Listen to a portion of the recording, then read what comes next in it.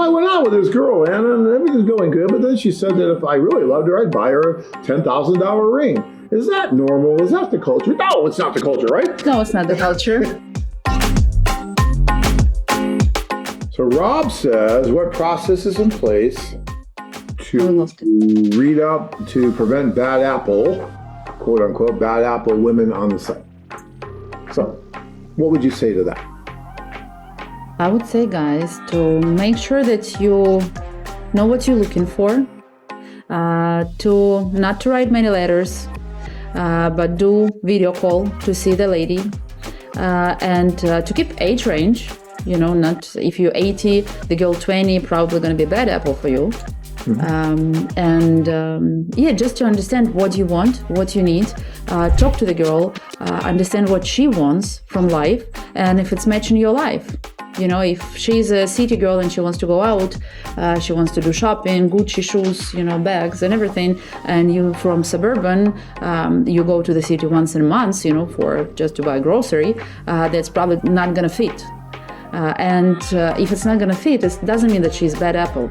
She's not just not gonna fit your lifestyle. Well, I think he's talking about like really bad apples. Like, do we do any kind of vetting process when they join? Are we checking anything? Of course. We check. What do we do? When the girl put in her profile on a website, before you guys actually gonna see it, she has to go through some process. First of all, we check in all her marriage status from what she says. And sometimes we actually check in her marriage status if we see some red flags or something. We check in the social media if there is any guy involved and how serious. We're talking to them. We want to make sure, we talk to our even executive clients. We want to make sure that she actually on the website to find the man. But we're trying to check them as much as possible. To make sure that they going to be on a website to look for a guy they want to meet someone, not for something else. And actually, when we see some red flags, and I'm the one who is removing girls from the website, I'm the one who is checking correspondence right now. That's pretty tough. I'm really tough with them. So, before we put in girl on a website, we're checking them a lot. Well, we're getting government IDs. We're checking to make sure she is who she says she is. But guys, you got to understand, and this is true of virtually every dating site out there. There's only so much a dating site's going to be able to do. I think we do a great job. But a lot of what we do, as far as, and we're making sure the woman is who she says she is, and very rarely do we have any problems with that, like a fake profile or something like that. I mean, it's kind of hard to get that passed because we do so many different checkings that really shouldn't be an issue. But you never know what the true character, the true intent of anyone is, whether it's a man or a woman that's using the site, until they start using the site.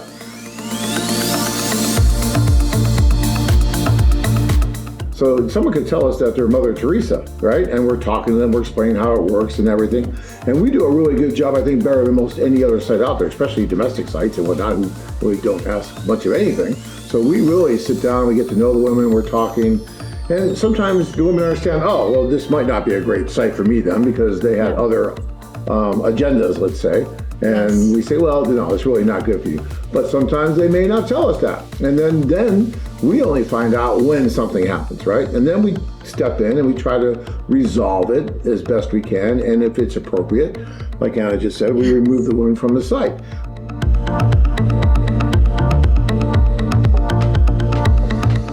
But guys, that cuts both ways.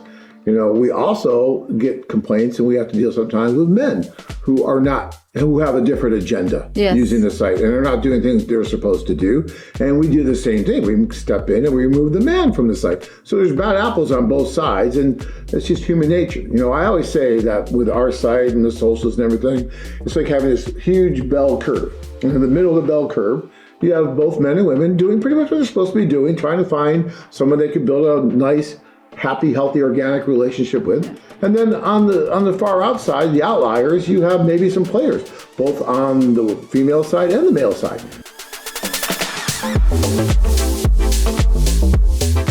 And maybe they find each other, they play with each other, right? But that's going to happen on virtually any site out there. Unless, what are you going to do? Hook every person up to a polygraph test to really see what the true intent's going to be? I mean, even then it wouldn't work. Yeah, we cannot get in their heads. We cannot we You can't. can only go so far.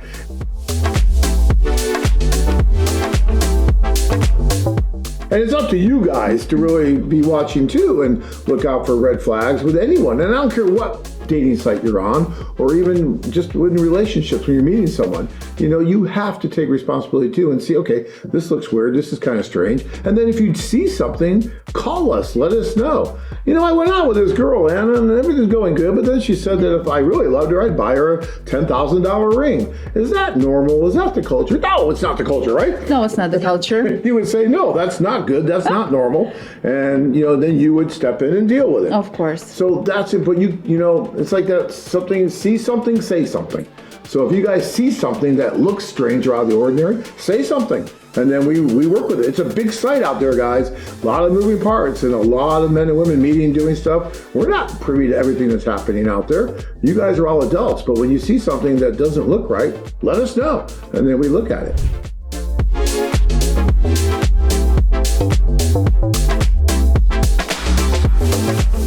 Are you frustrated with your current dating options? Expand your horizons. Check out our website at acapulcowomen.com.